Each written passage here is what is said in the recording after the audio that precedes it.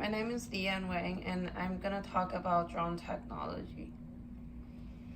First, the agenda is introduction to drone. What is drone technology and its pros and cons, as well as how does it affect our life?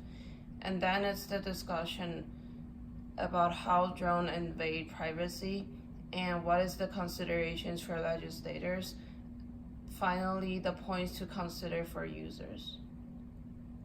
My approach for this presentation is document what I did for the research and then end with a survey, which is basically a drone technology users around me.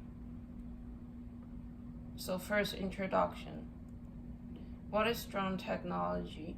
So it's also called an unmanned aerial vehicle, which means no pilot is on board and either controlled by a person.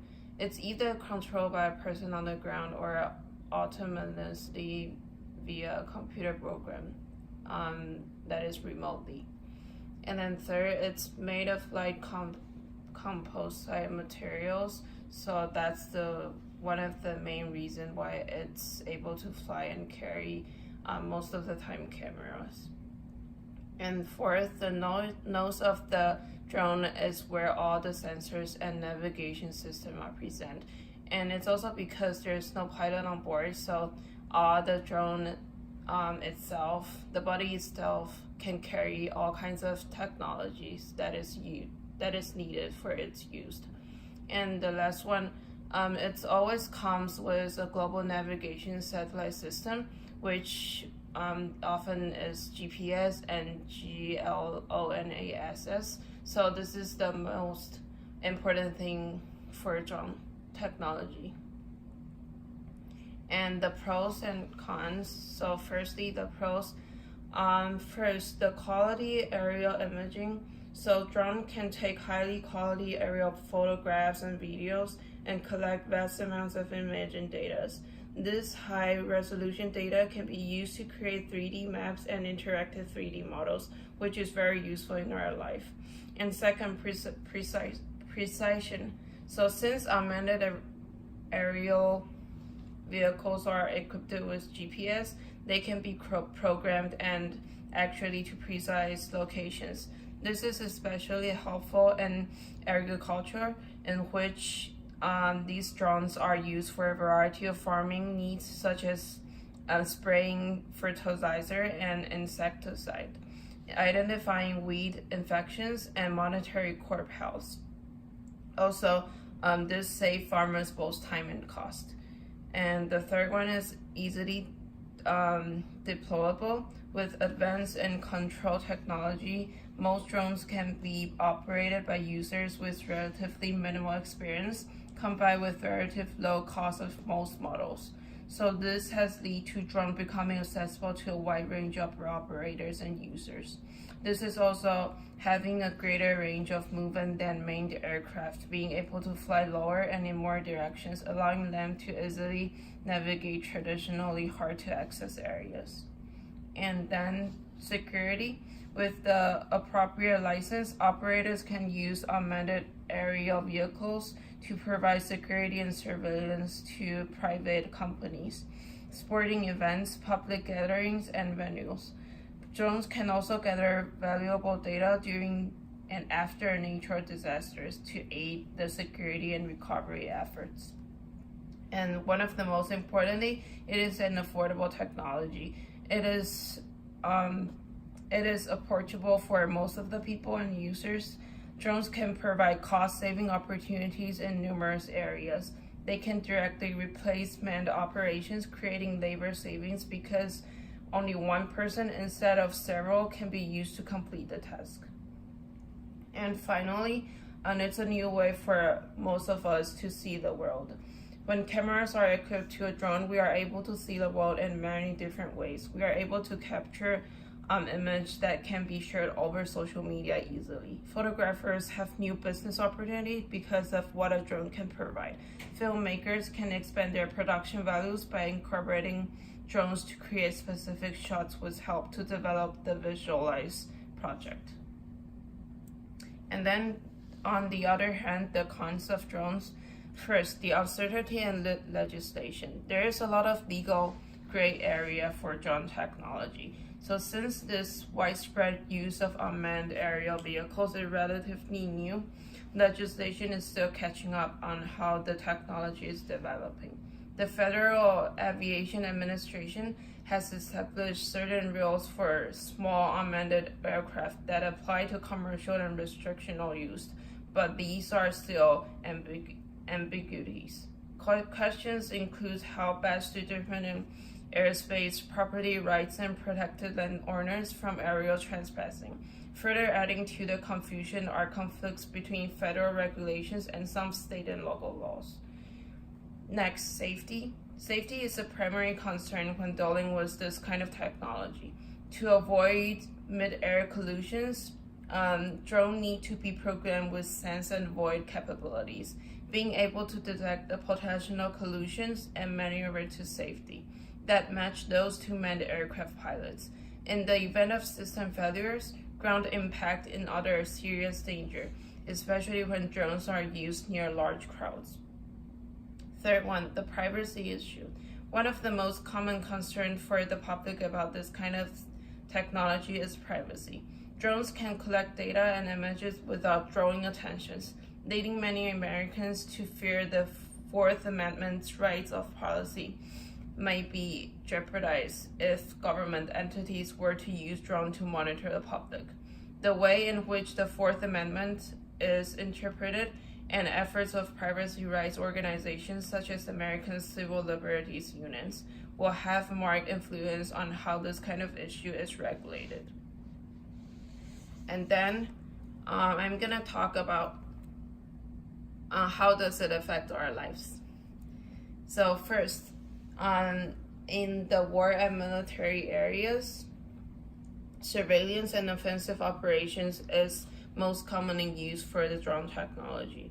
Military spending for this technology is expected to grow as an overall percentage of large military budgets, such as the United States defense budget, offering specialized drone manufacturers and software developers to a tremendous opportunity.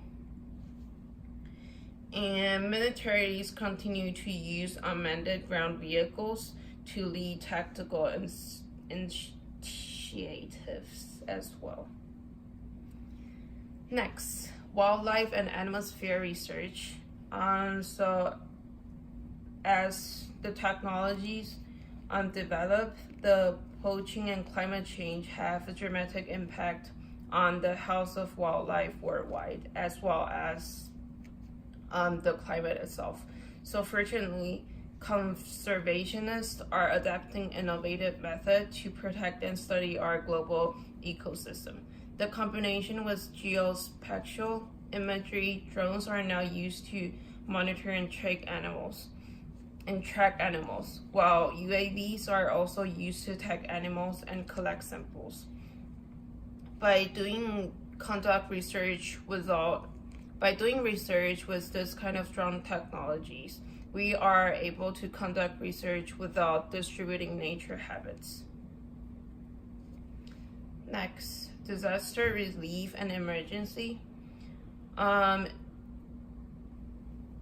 Drones have provided useful during times of nature disaster. In the aftermath of hurricanes and earthquakes, drones have been used to assess damage, locate victims, and deliver aids. And in certain circumstances, they are being used to prevent disasters to getting worse. To help monitor and combat forest fires are also one of the most common use for a drone, and surveillance drone outfitted the manual operations and allow imaging cameras to be detected on the forest temperature. In our daily life, drones are also used for advertising as well as movie and video recording. And then we can also see some of the live entertainment shows are produced by drone technology as well. and as well as weather forecasts for our daily life. Next, our main discussion topic. After looking at all the pros and cons shows us that there is a great potential and an opportunity of this technology. However, this is also why we must work to develop laws and expectations regarding the implementation of this technology to prohibit the possibility of abuse of this kind of technology. So first, the most asked question: does drone invade privacy? I would say the answer is yes and no, and it all depends on the data that is collected by this kind of technology when the user uses it, and the usage of the data that is collected, as well as who are the data shared with. So this is also a basic reason why legislation is a really important issue in this kind of technology. So, considerations for legislators. First, legislators should follow a property rights approach to aerial surveillance, which means this approach provides landowner with the right to exclude aircraft, persons, and other objects from a column of airspace extending from the surface of their land up to 350 feet above ground level. Such an approach and legislation may solve most public and private harms associated with drones.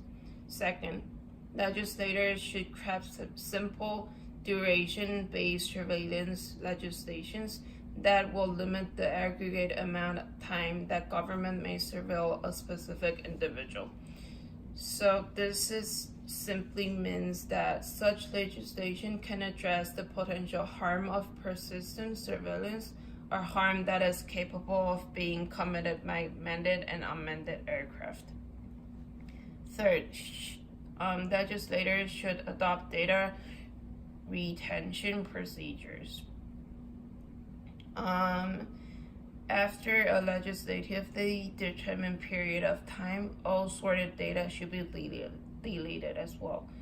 So the last one, legislators should enact transparency and accountability measurements, requiring government agencies to publish on a regular basis information about the use of aerial surveillance devices, both manned and unmanned. As for on the user sides, what is the points we should consider when using? So first, we should do a risk assessment. You need to look at threats, vulnerabilities, and consequences, as well as why you want to use the drones. You need to be sure you have a valid reason as to why that is not just the core factor. Use the risk assessment to identify what you want to do and how you want to do it. Second, understand the limitation. You can't just believe what the manufacturers are saying about their system. You need to verify it.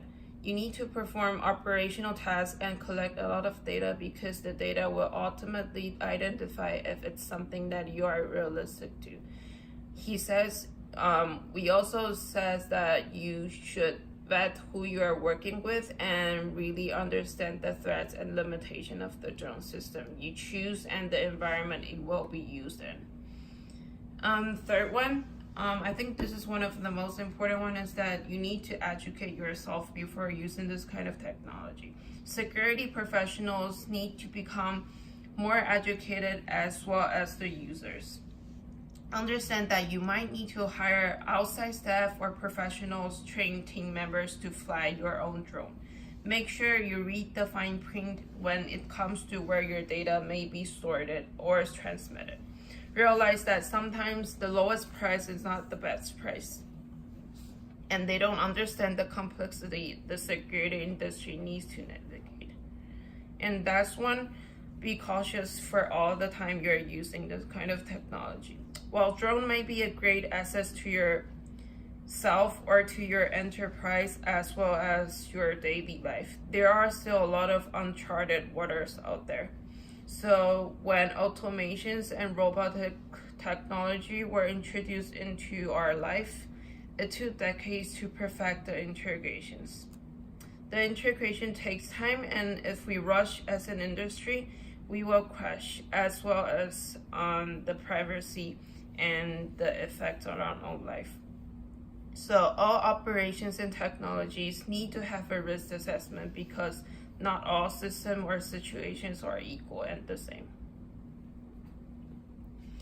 So the survey I done for drone usage is I asked 20 people around me about whether they heard about drone before and whether they actually use one and do they have one. So the result is most of the people have heard about this kind of technology. They whether heard it, see it on internet, saw it on YouTube, or even see an actual one in life. However, only 3 out of them actually ever used one or controlled one. And ultimately, only 1% out of 20 actually have one, whether it is a complicated one or it's just a basic drone. Thank you. This is the end of my presentation.